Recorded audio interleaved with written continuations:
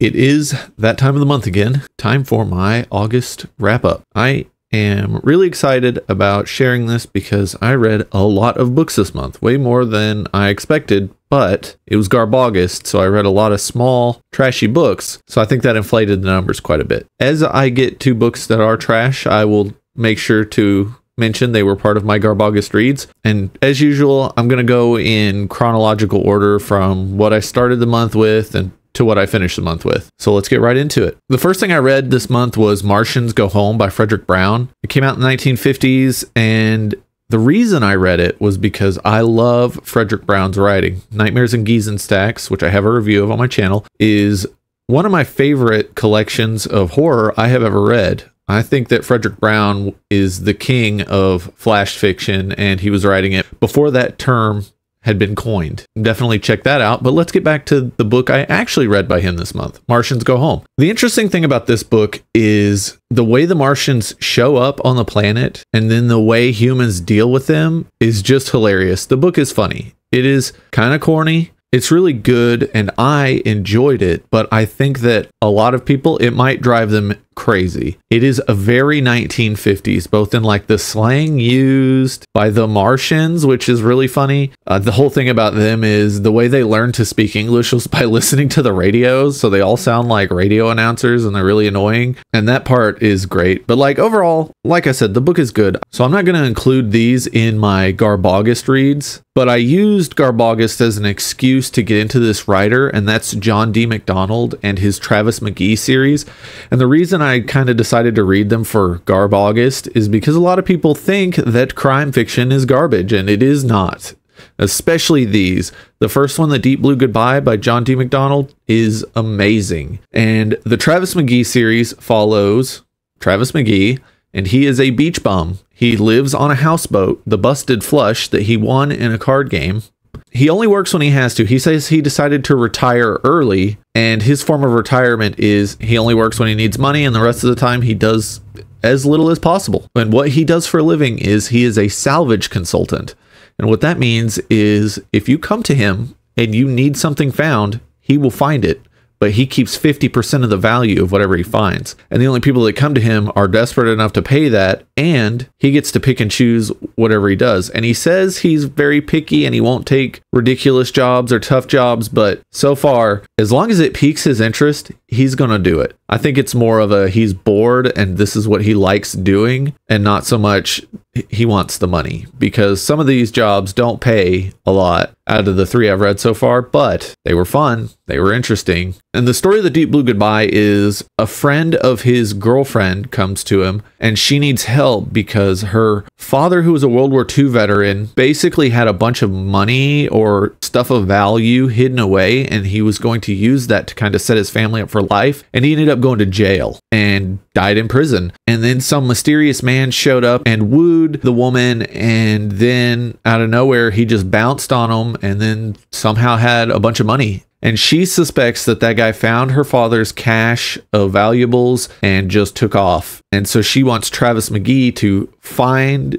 the guy and find the valuables. And it's a really interesting story, and it goes all over the place. And the best thing is this feels like Florida in the 1960s in like all the best ways. Being on the beach in Florida or on a boat in the ocean, or just even the way he writes just cities or these mundane things like traveling. John D. MacDonald is such a skillful writer. It's just incredible. As I talk about the other two Travis McGee novels I read this month, I will expound on some of the other themes in the stories. So let's just move on with the understanding that Travis McGee is amazing and John D. MacDonald is a fantastic writer. My first true Garb August read this month was Liar's Blade by Tim Pratt, and it is part of the Pathfinder Tales collection of novels, which are tie-ins to the Pathfinder tabletop role-playing game, and that is garbage. If it's a tie-in to a game, it's a garbage book. It could be a good book, but it's still a garbage book, which is the case for Liar's Blade. The book was very good, a lot better than I expected for a tie-in to a game. There's a lot of humor in this book that some people won't like.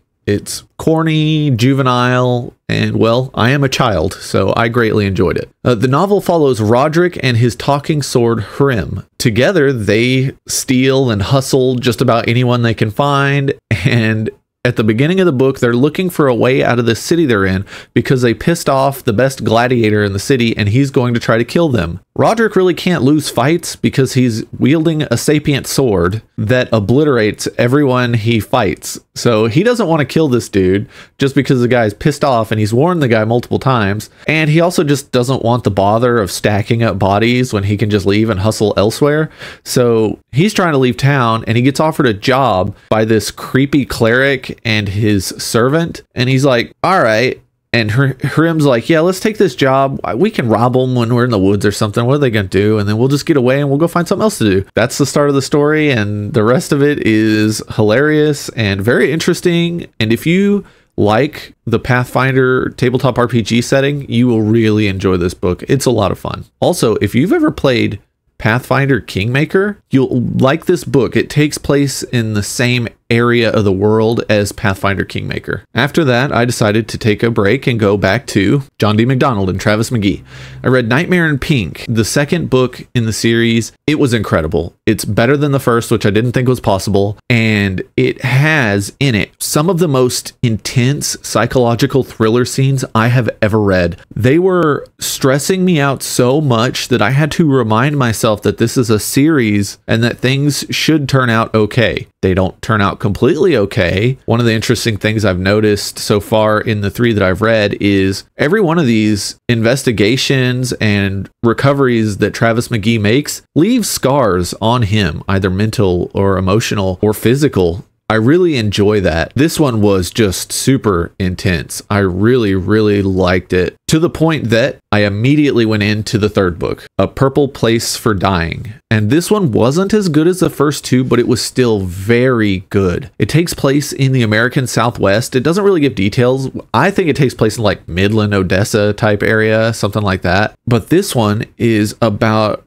Travis McGee showing up because a woman wants him to dig up some dirt on her husband so she can divorce him and get some money out of him and move in with her lover. And Travis McGee's like, yeah, but I mean, why is he going to give you money? And you already said he won't leave you. And she's like, well, he took care of me after my father died, and he was in charge of all my father's assets and blah, blah, blah. And, you know, now there's just no money to show for it, and he won't tell me what happened, and all this is going on. And you're like, oh, wow, this is like very interesting so far. And they're standing out at this little cabin of hers out in basically the desert, and she's explaining all this, and they're kind of looking at the landscape, and then she gets shot and killed by a high-powered rifle. So he hoofs it to town and gets the police involved. They go back, and the body is gone, and there's no sign of it. And up until this point, Travis McGee was like, I just need to get out of here. Like, this whole thing happened. But when that body's gone, and then the cops are telling him he's a liar and all that, and he gets pissed, and he's like, all right,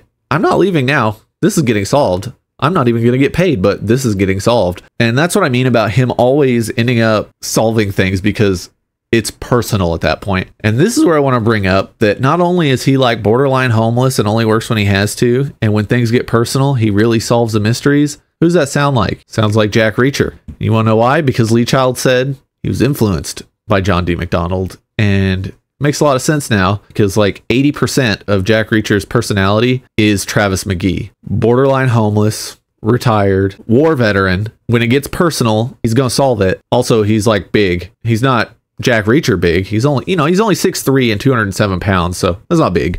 Just a perfectly normal sized man. It's just really interesting to see the parallels between the two. I'm not saying that Lee Child like stole Travis McGee. Their personalities are pretty distinct beyond those parallels. I just like seeing the conversation of genre fiction the same way I did with like my science fiction and fantasy stuff. So to see like these iterations of these characters is very interesting. Speaking of iterations, now that I have read 3 Travis McGee novels, I understand why John D. MacDonald is Glenn Cook's favorite writer of all time. And now I see where Glenn Cook got a fair bit of his style. John D. MacDonald has the same kind of punchy prose that Glenn Cook uses, and it's just great. But anyways, I'm done word vomiting about how wonderful the Travis McGee series is. So let's move on to a garbage book. The Executioner #1, War Against the Mafia by Don Pendleton. This book was as corny as you would expect.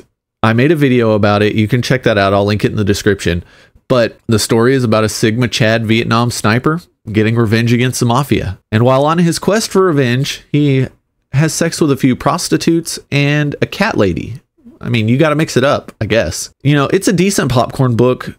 Like I said in the review, Don Pendleton is a good writer. He's very competent. He's got the dialogue you would expect from something like this. And the action is good. The pacing is very good.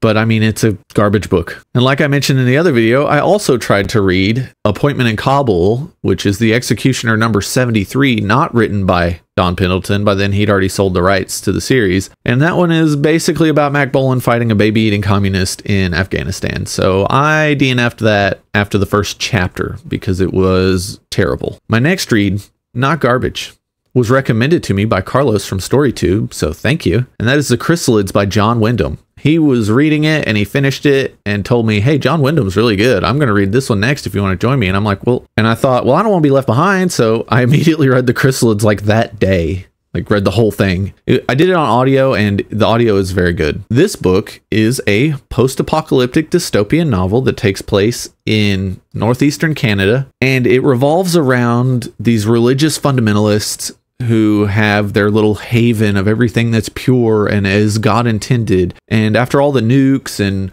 biological weapons and stuff, there's a lot of mutations and they abhor mutations. You cannot allow mutations to survive. Messed up plants, destroy them. Messed up animals, destroy them. Messed up people, destroy them. Kind of. If it's a baby, they just abandon them at the woods, sterilized, and if it's a human, they just sterilize them and abandon them at the woods, hoping they'll die because there's monsters in the woods. And this story is like a coming of age story. You start with this main character when he's a kid and he's slowly growing up, and the big thing is he figures out he's a mutant, but not in a way that's visible, and he figures out that there's others like him. And the most of the story is him trying to hide it and figure out kind of what's going on and find his way through life, and then it goes off. I highly recommend it. John Wyndham is an amazing writer. I can't believe it took me this long to get to it. This is one of the best post-apocalyptic novels of the 1950s. I put it up there with The Long Tomorrow. Definitely check it out. You know, for a month where I'm reading a lot of garbage, I read a lot of bangers. And this next banger is Guards by Terry Pratchett. I've been meaning to get back to Discworld for a while. I read the first 6 in publication order 3 times, and then I read Pyramids once because it's very mid. And then after that, I kind of forgot Discworld exists on and off again, and then I see them on my shelf or in my audiobook collection, and I'm like, oh, I should definitely read some more Discworld. So during the month of August, I decided, let's get some Discworld under our belt. We're going to stay in publication order, and oh, look at that, Guards is next. One of the best in the series. So I finally got to it. It's amazing. I don't know what else to say about it. Terry Pratchett was an unparalleled genius, and I will read every Discworld novel multiple times, and I'm looking forward to the next one. I really want to try to do at least 1 a month until I've read them all. Maybe 2 a month. We'll see. I made another video about men's adventure fiction, and the reason I did was because I got tricked by some garbage that ended up being really good, and that was Digger Smoked Out by Warren Murphy. When I started that book, I was taking notes because it was so absurd. There's so much crap in it that was just trashy and bad. And by the time I got about a third of the way into the book, I had to stop taking notes. The book was good enough that I didn't want interruptions. I wanted to just read the whole thing, just drop the hammer, and I did. I don't understand what happened. The book is very good. The mystery in it is just perfect. The book is about Digger, who is a life insurance fraud investigator, and he goes to California because this rich doctor's wife died under mysterious circumstances, and he's trying to figure out why. And it's just ridiculously good. I couldn't believe it. If you're into trashy books and you want an unexpectedly good trashy novel, check it out. But it really does have all the flaws you would expect from like a 1983 novel. There's very popular stereotypes at the time used. He uses Oriental on purpose, borderline sexism, but there is some like weird flip of that in the middle of the story that's really funny. It's kind of what you would expect from a trashy early 80s book. If you're into that, go check it out. After that, I read one of my favorite trashy books of all time for Garb August, and that is The Death and Life of Superman by Roger Stern. The first time I read it, I was 13, and I still have the hardcover I read when I was 13. I bought it at a used bookstore right down the street for a couple bucks, and it just blew me away. As an adult, it didn't blow me away because while Roger Stern is a competent writer, he's not a good writer. And it being an adaptation of the comic book run also creates severe limitations, but it still rates really high for me. I don't care that it wasn't written very well. It means a lot to me, and I love it. And the way I review books is quality and my enjoyment. So my enjoyment is through the roof, and then the quality is just mid. Still a great book. The first 2/3 of the book are the best part. Like, this is where Superman dies and where the rise of the Superman happens. So you get the Man of Steel, the Eradicator, Superboy, and the Cyborg Superman. And those are super cool. The thing I like about the book is you see how the world would react watching a demigod die on live television. I cannot imagine the level of societal trauma for the entire world to see like their bastion of goodwill and safety just die to this monster out of nowhere. Then you see Lois and Clark's parents grieving for him in silence because they can't expose that Superman means so much to them. And it's just so emotionally draining and beautiful, even though it's not written in the best way. And then with the rise of the Superman, you see the Man of Steel, most importantly, trying to make a difference. And he's just a mere man standing up to like these demigods and just trying to do what he can do to pick up the slack that's been left behind with Superman's death, picking up the pieces after losing someone.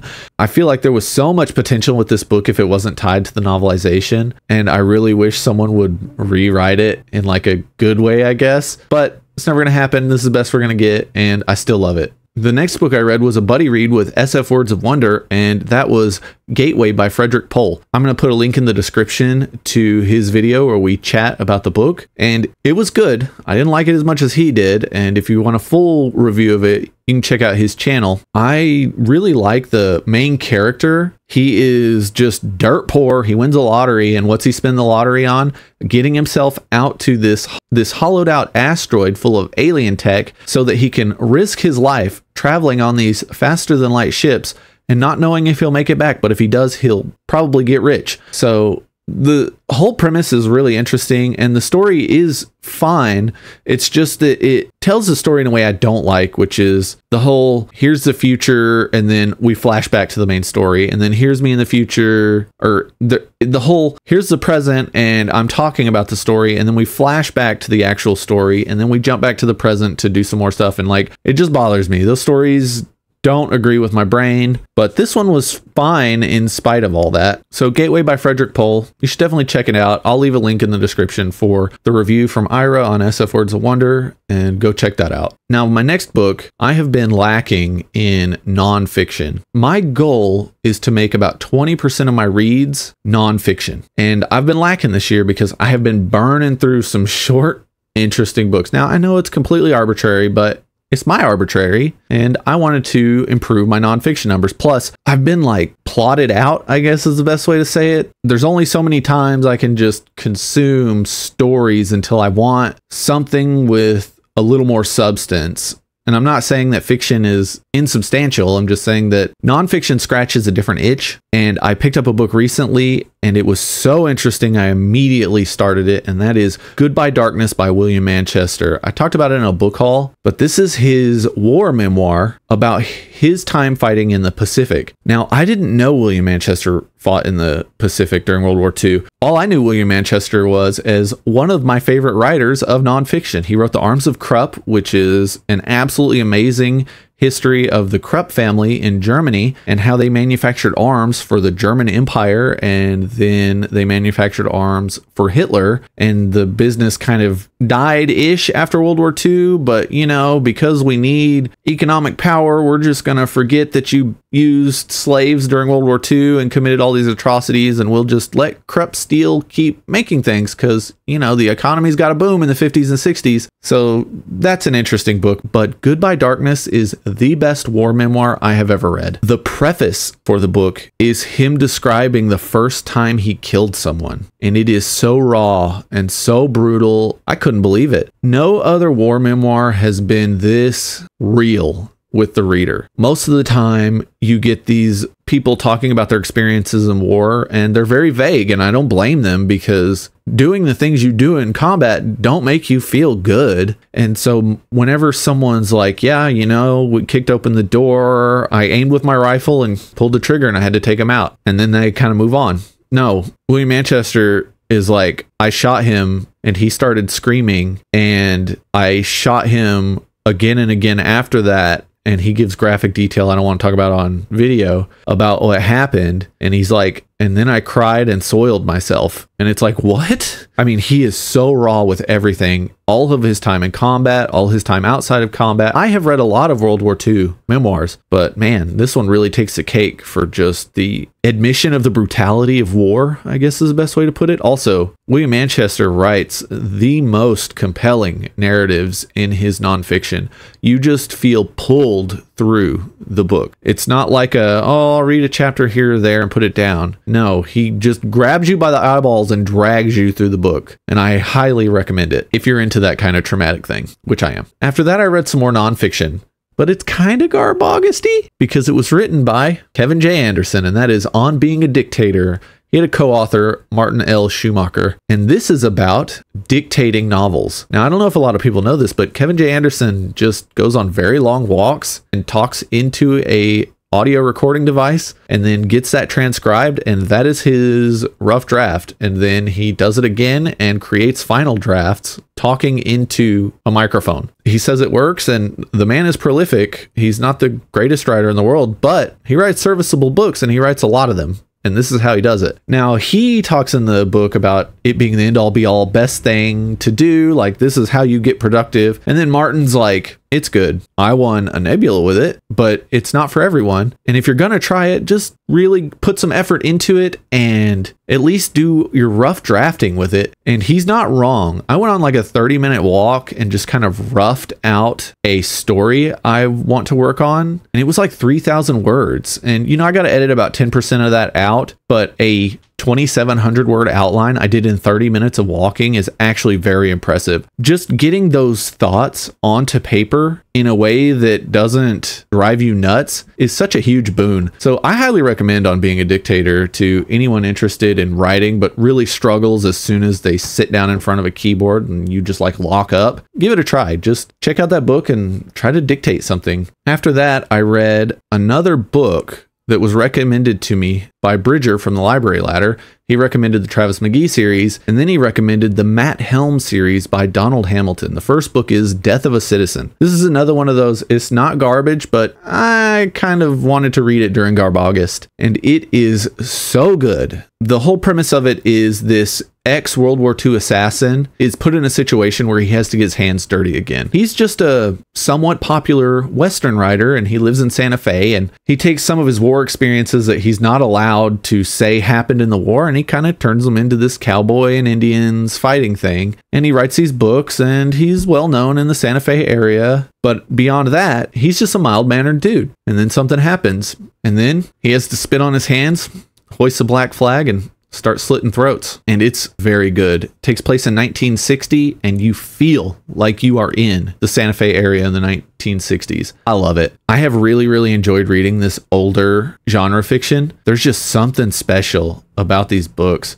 Now, there was a big release at the end of July, beginning of August for audio, and that was The Mercy of Gods by James S.A. Corey, and I had to read it. The hype was just real. When I first started seeing reviews, people were like, yeah, it's good. It's all right. And then other people were like, it's not The Expanse. I don't like it. And it's like, well, yeah, of course it's not The Expanse. They explicitly said that. I don't understand why you're comparing it to The Expanse. But anyways, the book is amazing. It is the best slow burn that I have ever read. And it has some of the best aliens I have ever read in a novel. I think that this book will be even better on a reread after we have sequels. There are these little tidbits through here, little clues that I've noticed, but I don't really get the grasp of. But I really think that they're going to amplify the quality of this novel as we get more content in this universe. And I just recently found out that there's a short story coming out, so that will be great. And then I really can't wait for the sequel next year. I'm really hoping that they stick to the book every year like they did with The Expanse, because this might be a new favorite science fiction series of all time. I've recently changed the way I'm going to read books. My TBR has usually been, do I own it? Do other people want to read it with me? And do I have it on audio? But now I'm just selling a bunch of books I don't intend to read or don't have any interest in owning physically. And I've just decided we're going to read whatever we want to read. And I decided to read Writing Fantasy Heroes, Powerful Advice from the Pros, edited by Jason M. Waltz. This is a collection of just advice from some of the best writers in the genre about how to write fantasy heroes. The foreword is written by Steven Erikson, and of course he gives the advice he always does, which is finish what you start. And it's probably great advice because he says the hardest thing is to finish it, and you learn the most when things are difficult. And well, I've never finished anything, so I can't attest to that, but he's finished a lot of stuff, and he's one of the best writers in fantasy, so maybe listen to him. I'm just going to talk about a couple of the highlights from this book because all these essays are very good. The best advice in the book is Taking a Stab at Writing Sword and Sorcery by Ian C. Esselmont. In his chapter, you just get like a masterclass on how to build a passage that feels like sword and sorcery, moves the story forward, and is compelling to the reader. He starts with like a generic sentence and then changes it, tells you why he changed it, what made it better, and then changes it again. And yeah, the passage ends up being great. And by the end of it, you've learned how to write better sword and sorcery. And then you get Writing Cinematic Fight Scenes by Brandon Sanderson, which it's Brandon Sanderson telling you how to write his action scenes. It's about as good as you're going to get if you like that style of writing. Now, my favorite, not the best, like I said, but my favorite is Shit Happens in the Creation of Story by Glenn Cook. I wish Glenn Cook wrote about the craft of writing more often. His takes are very different than everyone else's, and his whole thing is about shit happening. You can't control it. It's just like real life, and if you're writing a story and something happens in it, but you don't think it helps with the plot and you want to change it, you shouldn't do that. You should just let it happen. Like sometimes people fall off their horse and drown in the river. Doesn't matter that they were a major character. Sometimes it just happens. And he says that changing those things weakens your story overall and will turn off some readers. Now, I think it will also turn off a lot of readers if your Mary Sue drowns for some stupid reason in the middle of a book. But hey, shit happens. This video is real long because, well, I read a lot of crap this month, and we're going to keep on going. I DNF'd a book called Appendix N, The Literary History of Dungeons & Dragons, written by someone I can't remember because the book is awful. It started okay, but by the second chapter, I'm like, why is this giving off incel vibes? Then he starts talking about how modern fantasy is sanctimonious, and then he spends 2 pages being sanctimonious in a chapter that's supposed to be about a Poul Anderson novel. It had these weird vibes talking about how women used to know their place and back when men could be masculine, and I'm like, oh my god, is this really happening right now? And so I asked around, and other people who've read it were like, yeah, I returned that book, it was awful. And then I read some reviews because I normally avoid reviews until after I've read something, and yeah, the book is trash. Don't read it. I didn't even post the image of the book cover because the book sucks and I don't recommend it. So after that horrible experience, I read my last book of the month, and that was Disturber of the Peace by William Manchester. Yes, William Manchester is back. I wanted more nonfiction, and I'm in love with his writing, and I don't want to stop reading it. And Disturber of the Peace is his biography of H.L. Mencken. And H.L. Mencken has quite an interesting story, and it was just so great to see this borderline literary history of the early 20th century because H.L. Mencken was a heavy part of it. He started as like a literary critic and then just became like a social commentator, and his life was very fascinating, and the people he ran into were also very fascinating. Him and his buddy, who were co-editors of a very important journal in the 1920s, the American Mercury, were chilling at this party in New York, and this drunk guy rolls up and is like, I'm gonna have the next great book come out, blah blah blah, like, y'all never heard of me, but I wrote it and it's great and I wish y'all read it, blah blah blah. And they're like, who is this drunk moron? And they leave, and later on they're like, yeah man, I can't believe that drunk guy at that party. What ended up happening was later on H.L. Mencken got a hold of Main Street by Sinclair Lewis and was like, wait, this was that drunk guy at the party and this is actually good. And he told his buddy, and his buddy's like, I don't believe it. Never did I expect some drunk moron at a party who claimed to be a great writer actually be one. Just stuff like that. And you also get this wonderful view of Baltimore from the time. And just like every other Manchester book, you're just pulled through the story. I just love it. Well, that wraps up what I read for the month. So let's move on to my TBR. Now, I have read a couple of things on my TBR already because we're at the 4th of September, because mistakes were made when I filmed this video the first time. But anyways, September is Cimmerian September. So of course, I'm reading some Conan, lots of pastiches. I've got a video on my channel. I'll put a link in the description to it about what my plans are for the month. The first one being Conan, the Road of Kings by Carl Edward Wagner, because I love Carl Edward Wagner's writing, and so I wanted to see what he does in a Conan story. And also I'm reading Sailing to Sarantium by Guy Gavriel Kay. My initial plan was to read The Lions of Alrasan first, but I was asked about whether or not I was going to buddy read Sailing to Sarantium, and I thought, oh crap, I did say I wanted to do that, so I started with that. This might be a 3 Guy Gavriel Kay book month, because I'm gonna have to read Lord of Emperors if I really like Sailing to Sarantium, and I already said I was going to read Lions of Alrasan, so I guess we'll see how that goes, along with all the Conan I want to read and all the other things I want to read. The other things I want to read mostly being more Glenn Cook. I took a month off because I read 5 Glenn Cook novels in a week, and I needed a break after the end of July with all those bangers. So I'm going to get back into it. I'm going to read a Garrett P.I. novel and probably A Matter of Time, which is his time travel story that takes place in St. Louis, which is where he lives. That will be interesting because I'm guessing he knows a little bit about St. Louis. And after that, maybe another Garrett P.I. novel. I'm just going to keep chipping away. This year of Glenn Cook has been really fun, and I can't wait to get to the Instrumentalities of the Night series and The Dragon Never Sleeps, which is his favorite book he has written, and I keep talking about it because I'm getting excited. The light is at the end of the tunnel, and I don't mean that in a bad way, because when I finish all the Glenn Cook books, I get to read them again. When it comes to nonfiction, right now I'm reading Flame and Crimson by Brian Murphy, and it is a history of sword and sorcery. It is very good. A lot of it is stuff I already know, but the second chapter so far has been great. He's breaking down the definitions of sword and sorcery, the history of sword and sorcery, where the influences came from, who the trendsetters were for the genre, all that stuff. It's really, really good. I will definitely talk about that in my September wrap-up, or maybe I'll make a review of it, who knows. After that, for nonfiction, I don't know what I'm going to read. It's really the very first thing that tickles my fancy. This month was ridiculous. I've been talking for a very long time. Let me know in the comments if you've read any of these books or you're interested in them, and any adjacent recommendations are always welcome. I love chatting with people in the comments. I want to thank you for watching, and with that, I'll see you next time.